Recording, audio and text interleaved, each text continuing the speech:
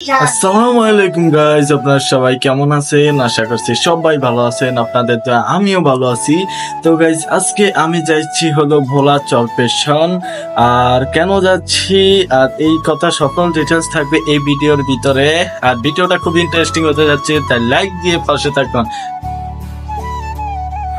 তো গাইস, এখন আমি রেডি হয়ে রওনা দিয়ে দিচ্ছি। আর এখন বাজে হলো সকাল 5টা। আর এত তাড়াতাড়ি যাওয়ার একটাই কারণ হলো এখন হলো ঈদ মাস। এখন রাস্তায় প্রচুর পরিমাণে জ্যাম থাকে এবং লঞ্চেও জায়গা পাওয়া যায় না, তাই এত তাড়াতাড়ি যেতে হয়।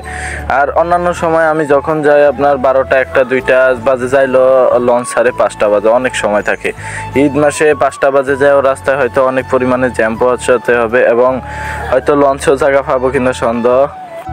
আমি আছি এখন মৌচাক বাস স্ট্যান্ডে। আর এখান থেকে কোনো সিএনজি অথবা বাস দিয়ে চলে যাবে একদম সদরঘাটে। দেখি এখানে কোনো বাস অথবা সিএনজি পাই কিনা, যেটা ম্যানেজ করতে পারি এবং ওইটা দিয়েই চলে যাব।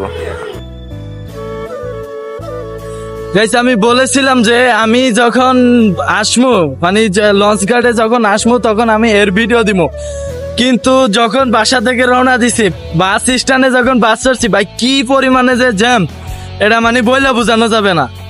আসলে এখানে আমি কখনো ভাবি না, আমি ভোর 5টা বাজে বের হয়ে গেছি যাতে জাম না পড়ে, কিন্তু দেখি কি 5টা বাজে যে পরিমাণে জাম, মানে আমি সিএনজি থেকে মনে হয় 5 মিনিট রাইড দিছি, সিএনজি দিয়া 5 থেকে 10 মিনিট, এর বেশি হবে না। তারপর পুরো পথ মানে হাইটে আইছি, আমার পুরা শার্ট ভিজে গেছে, এত পরিমাণে জাম এই জায়গায়।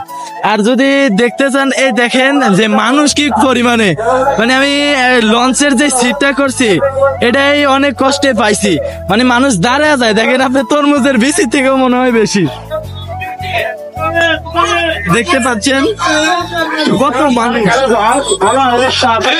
কল্পনারও বাইরে মানুষ দাঁড়া পর্যন্ত যাইতেছে। আমাদের কাঙ্ক্ষিত বাস ছিল যেটা, আমাদের কাঙ্ক্ষিত লঞ্চে যেটা ছিল ওইটা ফুল ভরাট, ওইটা পাই নাই, তাই বাধ্য হয়ে ভোলার লঞ্চে চড়ছি।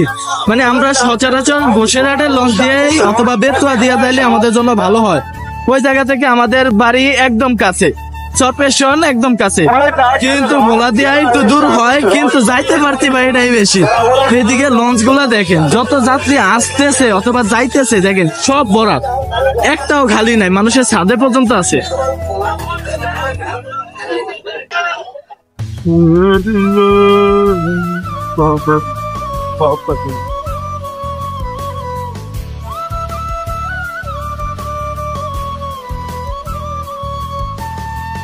বাতাসটা কিন্তু চুপ।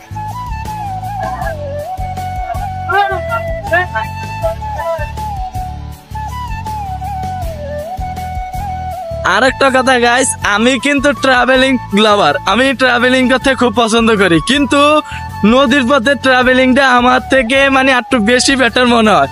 আমি ট্রাভেলিং পছন্দ করি, কিন্তু নদীতে ভ্রমণটা আমি আরো বেশি পছন্দ করি। ইনশাল্লাহ এখন থেকে যদি যাই সবসময় ব্লগ দেওয়ার চেষ্টা করবো। ইদানিং ধরে আপনাদের মাঝে কোনো ব্লগ দিতে পারি নাই, কারণ একটু পড়ালেখা নিয়ে একটু ব্যস্ত ছিলাম। এখন তো ঈদের বন্ধ আছে, সমস্যা নাই, গ্রামে প্রতিনিয়ত ভিডিও পাবেন।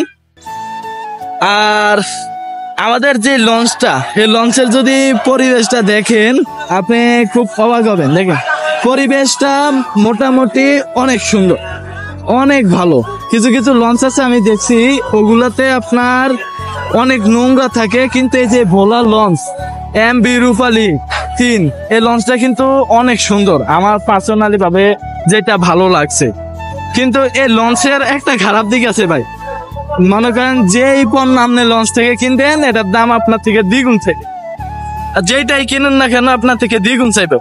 ধরেন আপনি একটা পানির বোতল কিনছেন, ওটার দাম 20 টাকা, কিন্তু এই জায়গাতে আপনার থেকে নিব 40 টাকা, মানে সকল দাম বেশি। তাই যারা লঞ্চে উঠবেন তারা অবশ্যই বাইরে থেকে পানি এবং খাবারের জিনিসপত্র কিনে নেবেন, না হলে আপনার থেকে আপনার সবকিছু বেশি বেশি দাম দিয়ে কেনা লাগবে।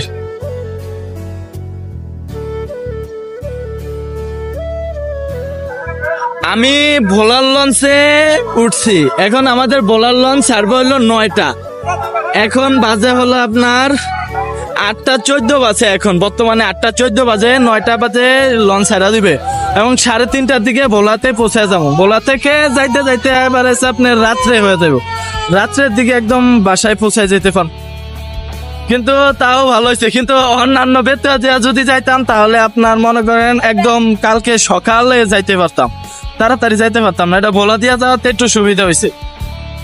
আমি রাস্তা দিয়া যখন বাসা থেকে আসছি তখন সিনজিতে যেই পরিমাণে জ্যাম ছিল, আমি যে ঘড়ি দেখবো ওইটা টাইম ছিল না। হাঁটতে হাঁটতে আমার পাও পুরা শেষ মানুষের পাড়ায়। তো গাইস এই মাত্র লঞ্চ থেকে নেমেছিলাম। লঞ্চ থেকে নামার পর এখন আমি গাড়িতে আছি, আর গাড়িতে আসতে অনেক প্রচুর পরিমাণে কষ্ট পোহাতে হচ্ছে, কারণ প্রচুর বৃষ্টি হচ্ছে। লঞ্চ থেকে আমি অনেক কষ্ট করে নামছি, দেখেন বাহিরের বৃষ্টিটা কি পরিমাণে বৃষ্টি হচ্ছে। বাসের ভিতরে প্রচুর কষ্ট করে উঠছিলাম, জ্যামের কারণে ভিডিও দিতে পারতেছি না এখন বৃষ্টির কারণে। আচ্ছা গাইস, আজকের ভিডিও এই পর্যন্তই। যদি কোনো ভুল হয়ে থাকে অবশ্যই ক্ষমার দৃষ্টিতে দেখবেন। আসসালামু আলাইকুম।